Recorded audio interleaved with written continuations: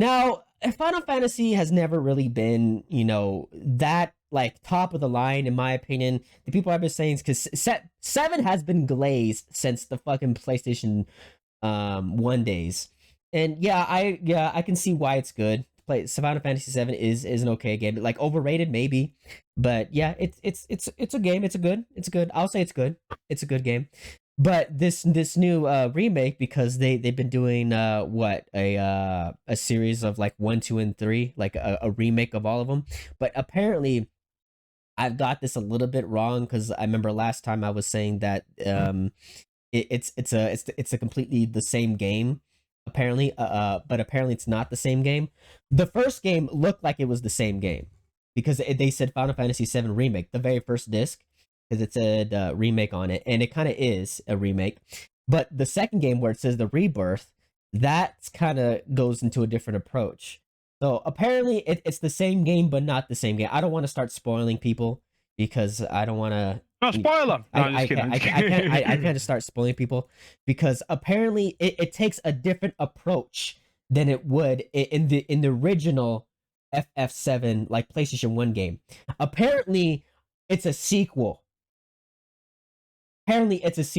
Which doesn't make any sense to me. But after it's a little strange. Yes, because it's a time thing. It's a time thing.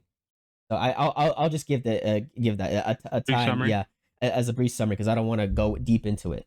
But apparently, in story wise, it's what a you're referring to it. Yeah. For people that may not know, what you're referring to is the game came out completed in like what 1998, yes. 19 around there. Mm-hmm. It was a full game, full. And it was a full game, which is what they're dividing into 3 parts, and it's taking them like 8 years in between parts. Yes. So like to finally come out with like what should be the entire game. They're like, oh yeah, this is like the first part of the game, and we're just gonna divide it. The first part of the game look almost exactly identical, almost I said.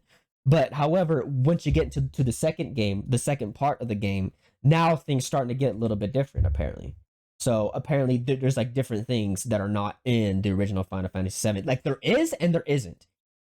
So and I don't want to go too deep and start spoiling, but yeah, there is and isn't.